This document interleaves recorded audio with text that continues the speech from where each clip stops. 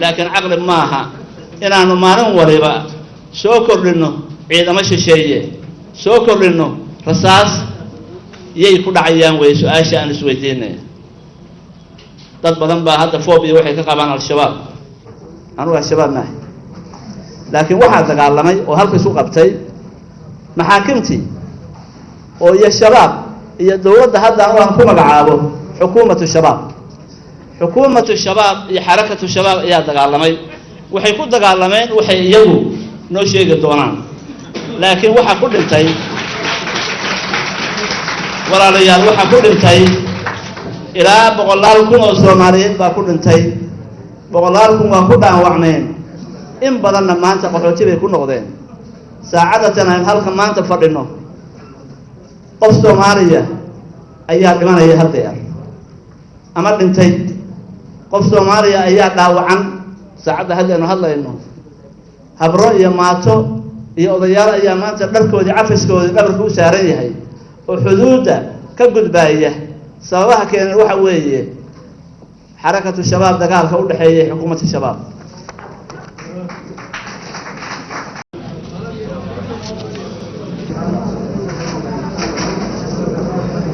بسم الله الرحمن الرحيم الحمد لله رب العالمين والعاقبة للمتقين ولا عدوان إلا على الظالمين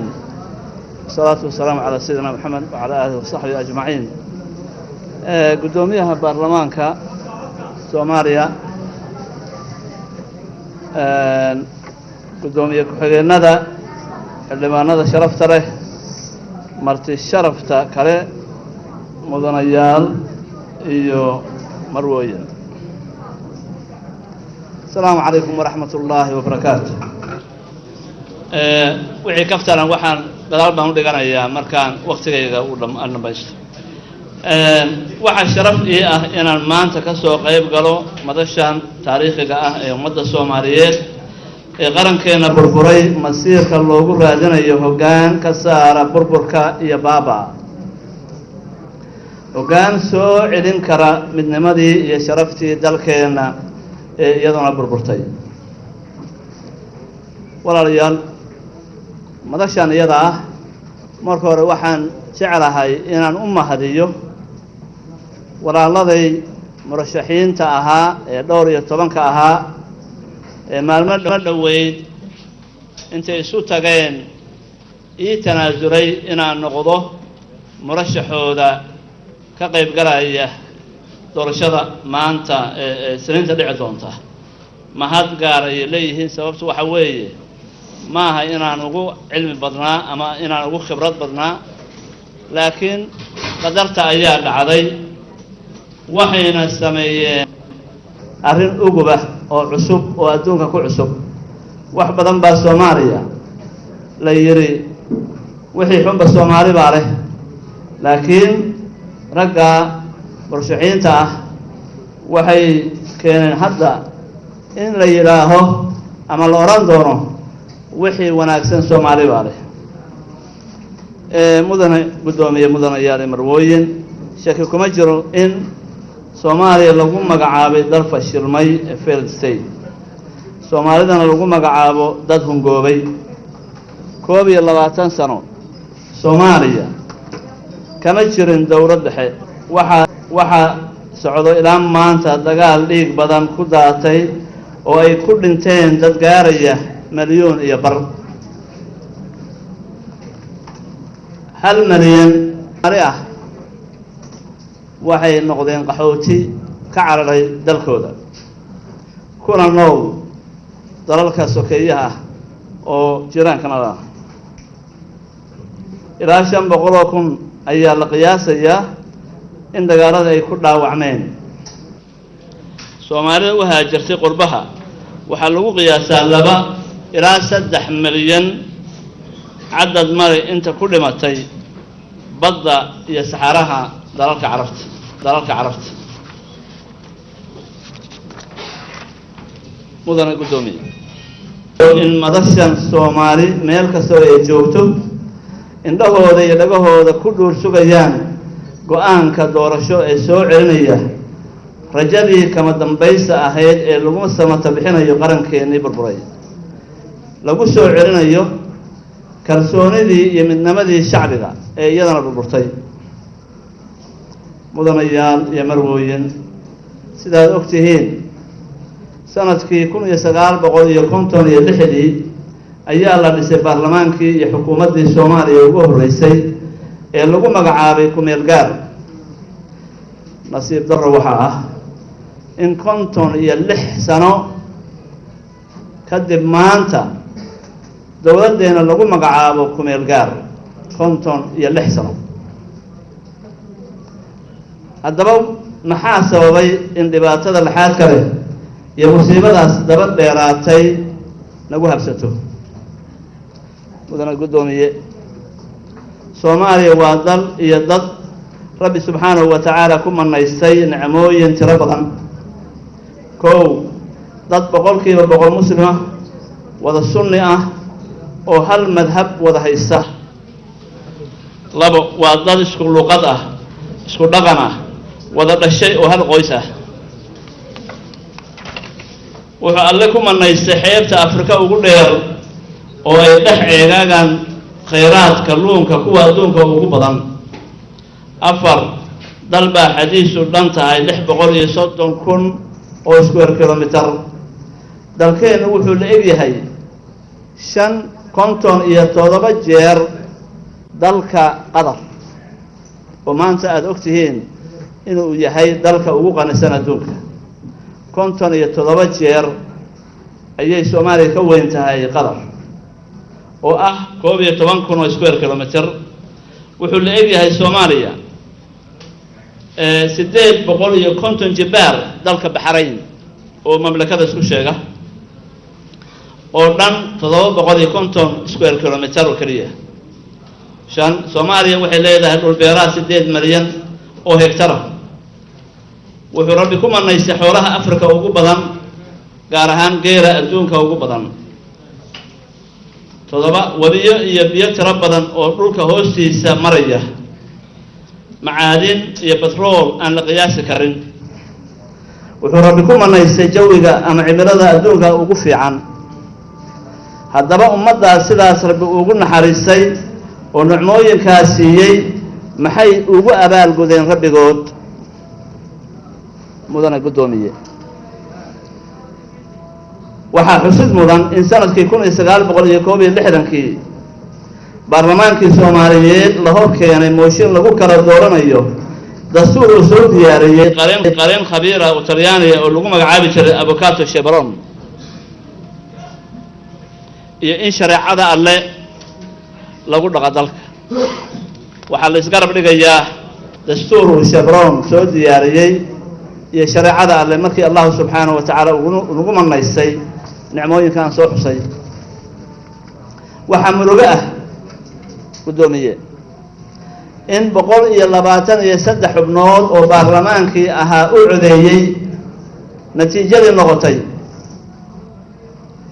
120 cod 120 cod oo diiday shareecadii Allah. waxaan filayaa intiina badan taariikhda ma haysaan, laakiin arkiibyada baarlamaankii haddii dib loogu noqdo waa arrin la helayo wey. 120 xubnood oo baarlamaan ah oo wada muslim ah ayaa u codaysay in shareecada alla diido. 3 cod kaliya ayaa tiri annagaa rabna shareecada islaamka, laanna si fiican baa looga shaqaystay. waxay ahayd maalin madow oo keentay caradii Rabbi. mar haddii uu kufriyey nicmadii alle, maalintaas waxay bilowday masiibooyinkii isdabajooga ahaa oo ilaa maanta socda. haddaba anigoo ka faa'iidaysanaya wakhtiga kooban, maxaa xala? marka hore waxaa mudan inaanu fahamno tiirarka ama arkaanta qaranka si loo helo xal waara. qaran wuxuu ku dhisan yahay 5 tiir. tiirka koowaad waxa weeye hoggaan daacad u ah dalka, dadka iyo diinta.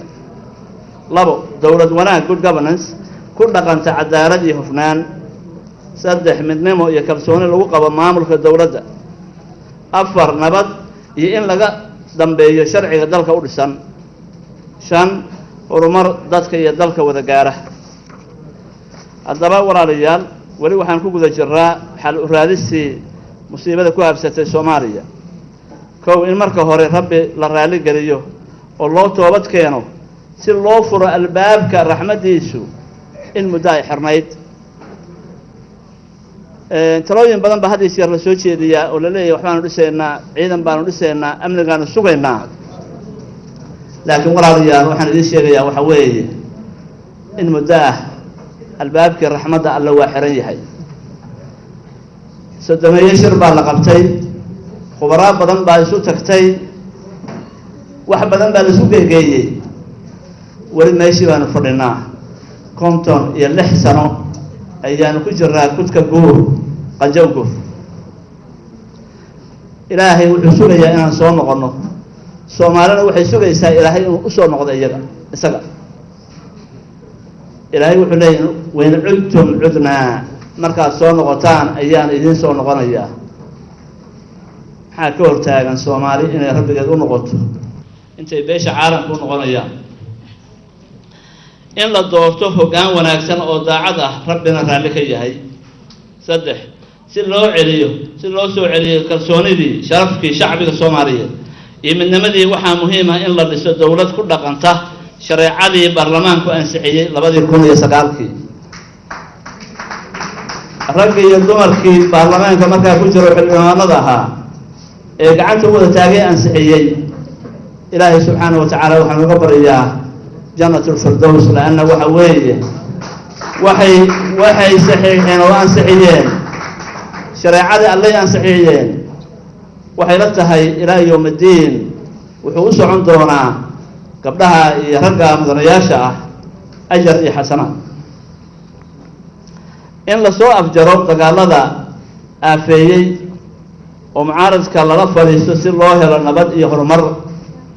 walaalayaal rag badan waxaan kaga duwanahay waxa weeye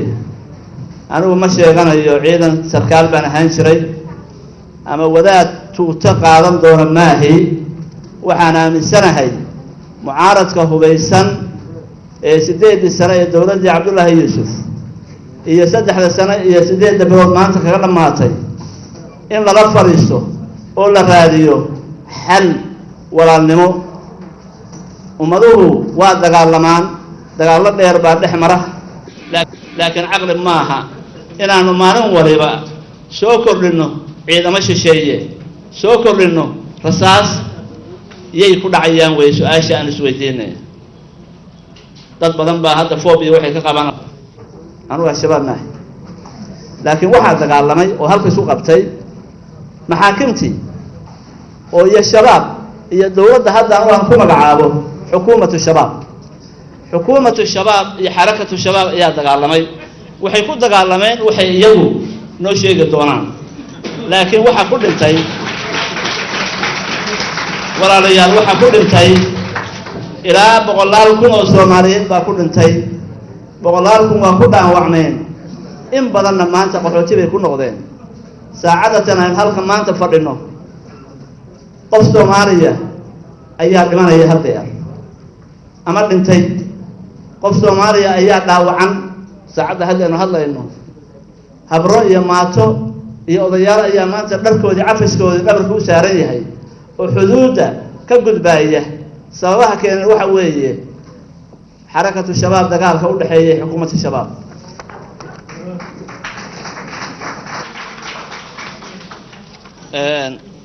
walaalayaal, mudanayaal iyo marwooye, inta aanan goosan inaan u istaago doorashada madaxweynaha, waxaan safaro dheer ku tegay dalal badan oo ay ka mid yihiin Masar, Qatar, Turkiga, Ethiopia, Djibouti iyo Kenya. waxaan sidoo kale la kulmay xubno badan oo ka socda wadamada daneeya arrimaha Soomaaliya. ujeedada ugu weyn ee kulamadaas waxay ahayd in aan hubsado in la heli karo taageero dhaqaale iyo mid siyaasadeed ee lagu gaari karo xal waara. waxaa ii muuqatay inaan micno weyn lahayn in kursi la raadiyo adigoo aan haysan qaab aad ku xallin karto musiibooyinka dalka ku habsaday. haddaba dee ragga muxuu ahayd anigu walaaladee waxba ka sheegi mayo, laakiin ninkaan horey homework isu soo samaysan dhaqaale iyo taageero siyaasadeed lagu xalinayo mashaakilka Soomaaliya aan hore u keensan waxay la tahay sida walaaladeedii hore ay igu magaranaysaa igu tanaazuleen albaabka tanaasulka wali waa furan dalalkaas oo aan baligooda ku leeyahay shirkad iyo xiriiro wanaagsan xiriir dhowna la leeyahay madaxdooda waxaan ka codsaday oo iga aqbaleen arrimaha soo socda kow in haddii rabbi qadaro oo la ii doonto madaxweynaha Soomaaliya in laga caawiyo miisaaniyadda sanadka hore si aysan u dhicin dhaqaale xumo dowladda ragaalisa labo in boqolka maalmood dhexdood adduunyada loo sameeyo Soomaaliya sanduuq dhaqaale oo lagu shubo lacag aan ka yarayn 5 bilyan in dib u dhis loogu sameeyo dalka burburay maxaan u qabsaday 5 bilyan waxay la tahay 5 bilyan qofka Soomaaliga markuu maqlo aad bay u weynaanaysaa laakiin waxaan idin sheegayaa oo aan ragga madaxda ku yiri magaalo yar oo Gaza la yiraahdo oo ku taala Palestine ayaa waxaa duqeeyay dowladda Israa'iil muddo bil ah carabtu khaliijku waxay u ururiyeen lacag dhan 5 bilyan oo dollar dib u dhiskeeda waxaan ku yiri haddaan maqaarka iyagu uusan madoobeen cunsuriyad haddaysan jirin dal 20 sano burburayay oo la burburinayay oo iyagu is burburinayay 5 bilyan ma ahay 100 bilyan laguma fila saddex in gacan dowladda laga siiyo qaabkii loo soo afjari lahaa dagaalada dhiiga badan ku daatay waxaan u sheegay inaan anigu diyaar u ahay inaan la fariisto mucaaradka hubaysan oo musaalaxa iyo isafgarad lagu dhameeyo khilaaf kasta oo jira waxaa laygu ballan qaaday in dib u dhis buuxa lagu sameeyo oo la xoojiyo tiradiisa tabartiisa iyo tayadiisa xoogga dalka Soomaaliyeed booliiska asluubta iyo nabad sugidda waxaan taa u lahaa waxa weeye walaalayaal madaxweyne inaad noqoto oo kursiga ku soo fariisato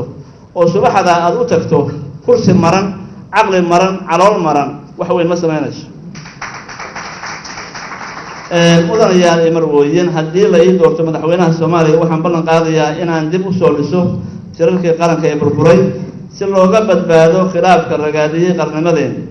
waxaan ballan qaadayaa in aan soo xulo ra'iisul wasaare leh aqoon iyo waayo-aragnimo ra'iisul wasaare lagu yaqaan bisayl siyaasadeed karti hufnaan daacadnimo iyo cadaalad ra'iisul wasaare aan dalka dambi ka galin ra'iisul wasaare soo celiya diladii shacabka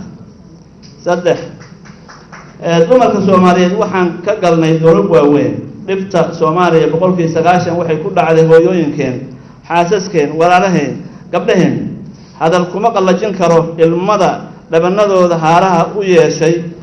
qalbi jabka loo geystay iyo darxumada la baday haddii la ii doorto waxaan eebbe hortiina iyo shacabka Soomaaliyeed hortiisa ka ballan qaadaya in dumarka Soomaaliyeed la siiyo manaasibta siyaasadeed ay xaq u leeyihiin dumarka Soomaaliyeed waxaan siin doonaa haddii lahayd aan ahayn mujaamara aan ahayn naa'ib ra'iisul wasaare ku xigeen ra'iisul wasaare aan hore ay u qaban wax badan baa la yiri gabdhuhu wax ma qaban karaan laakiin waxaan siinaynaa masabka iyaga ah iyo saddex wasaaradood oo ay hore u qaadan afar waxaan ballan qaadayaa in dumarka loo sameeyo barnaamij horumarin iyo adeegyo gaar u ah haddii la ii doorto waxaan ballan qaadayaa in isbedel la dareemi karo lagu sameeyo cisbitaalada xarumaha hooyooyinka iyo dhallaanka waxbarashada iyo dhammaan baahiyada hooyooyinka iyo dhallaanka waxaan ballan qaadayaa in la sameeyo mashaariic shaqooyin dumarka iyo dhaqaale ay ku samaystaan karaan ganacsiyo shan tanaadi maysa ummad u daran kuwooda jilicsan iyo kuwooda saboolka ah haddii la ii doorto waxaan ballan qaadayaa in aan u dagaalamo oo galbahooda joogsado dadka saboolka ah iyo dadka xuquuqdooda la doosiyo waxaan ballan qaadayaa inaan sameeyo mashaariic kor u qaada heerka nolosha beelaha shanaad iyo beelaha saboolnimada diloodeen waxaan haddii eebbe nagu guuleeyo awoodda waxaan samayn doonaa bangiga horumarinta danyarta iyo xirfadleyda waxaa jira deegaamo u nugul abaaraha iyo colaadda dadkooduna ay ka badan yihiin xeryaha barakacyaasha iyo qaxootiyada haddii aad doortaan waxaan ballan qaadayaa in aan dadkaas dib u dejin buuxda u samayn doono sare u qaadi doono xirfadahooda deegaanadooda aan ka samayn doono mashaariic horumarin mudane guddoomiye waxaan qaadayaa in aan ahmiyad weyn siiyo xil iyo waajib gaar ahna iska saaro dumarka dadka danyarta ah iyo dadka la hayb sooco sideed si aan u tayeyno tiirarkeena dhaqaale sida beeraha iyo xoolaha dhaqaalaha waxaan samayn doonaa mashaariic horumarin ay ugu horeeyaan ceelal xarumo caafimaad waxbarasho waxaan hadda gacanta ku haynaa 1500 oo ceel oo qaarkood yihiin ceelal dhaadheer oo waraabin kara dhulal beereedyo kuwaas ay noo ballan qaadeen dowladda saaxiib nahay si aan uga faa'iideysto kheyraadka badda waxaan samayn doonaa tuulooyin kalluumaysi oo midiiba degan yihiin 1000 qoys waxaana sidoo kale hadda gacanta ku haynaa mashaariic doomo casri ah loogu gadayo dadka waxaa sidoo kale deegaamadaas laga dhisi doonaa warshado kalluun waxay la tahay waqtigoo aad iyo aad igu gaaban oo waxay la tahay dee kolley muxuu ahayd mashaariic waaweyn